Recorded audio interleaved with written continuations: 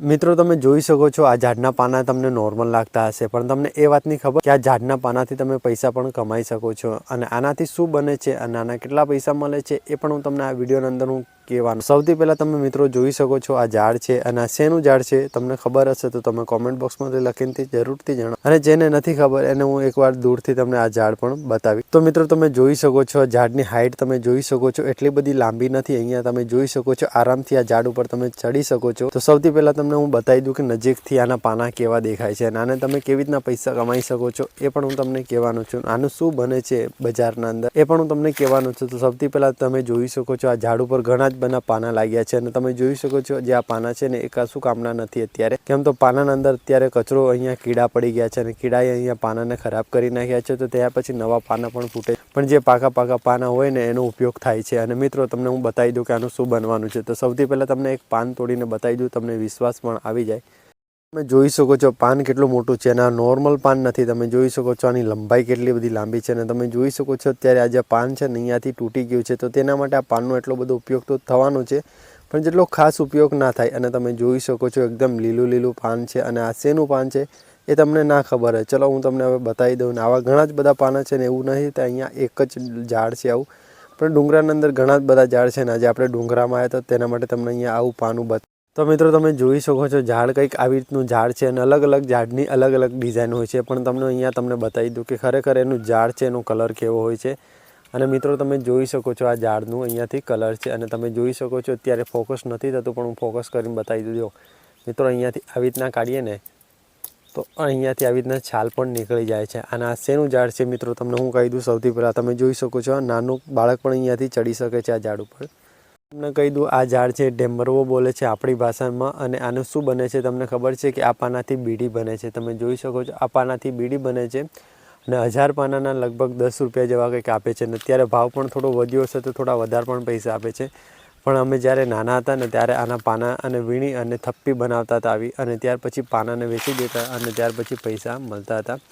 તો તેના માટે તમને કહું છું કે આજે પણ આ ઝાડનો ઉપયોગ થાય છે અને આ ઝાડના પાનાનો ઉપયોગ થાય છે. તો મને ખબર હતી તેના માટે હું તમને કહી દીધું, અને તમને બધાને ખબર જ હશે જે ગામડાના અંદર રહેતા હશે આ પાનનો કેટલો બધો ઉપયોગ થાય છે. અને તમને આને ખબર જ હશે આ ઝાડનું નામ છે ટેમરવા. આનું ફળ પણ લાગે છે અને એ ફળ પણ ખવાય છે. અને મિત્રો હવે તમને હું બીજું બતાવી દઉં.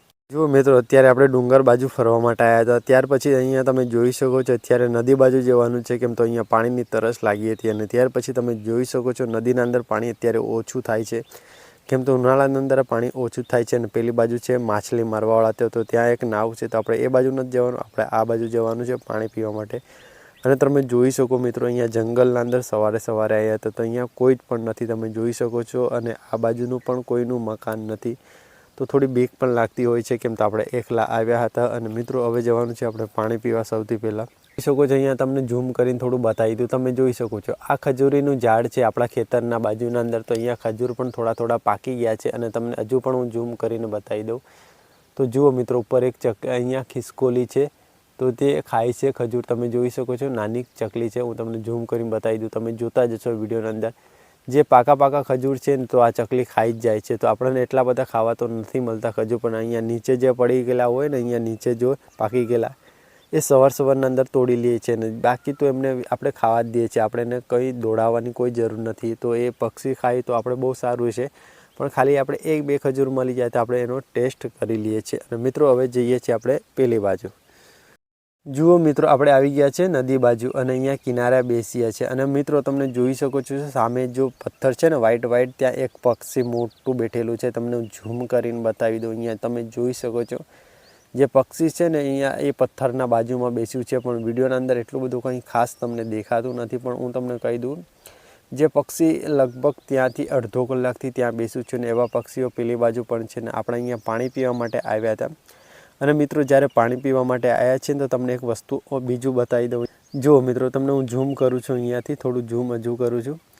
અહીંયા તમે વિડીયોની અંદર દેખો છો જ્યાં પાણી હલે છે ને ત્યાં નાની માછલીઓ અહીંયા ઉપર આવે છે ને એવી રીતના રમે છે કે શું કરે છે આપણને નથી ખબર, પણ એવી હરેક જગ્યા પર કરે છે. અહીંયા તમને બતાવી દઉં મિત્રો.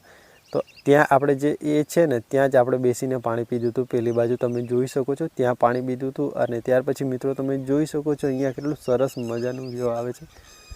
તો મિત્રો તમે મારા વિડીયોની અંદર જે તમે ઝાડ જોયું છે એનું નામ છે ટીમ્બરવો કહે છે, અને આ ટીમ્બરાના ઝાડ ઉપરથી ફળ પણ લાગે છે આટલા ગોળ ગોળ, એને પણ ખવાય છે. નાના પાનાનો ઉપયોગ શું થાય છે ખબર છે?